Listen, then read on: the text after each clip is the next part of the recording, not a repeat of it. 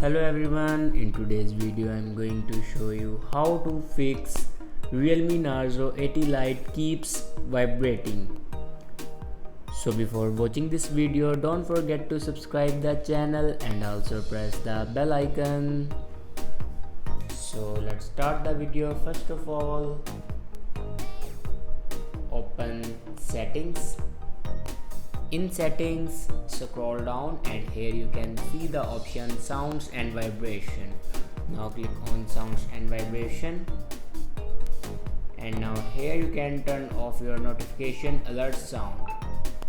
After turn off your notification alert sound, then go back and scroll down and click on system and update, and then on top you can see the option software update.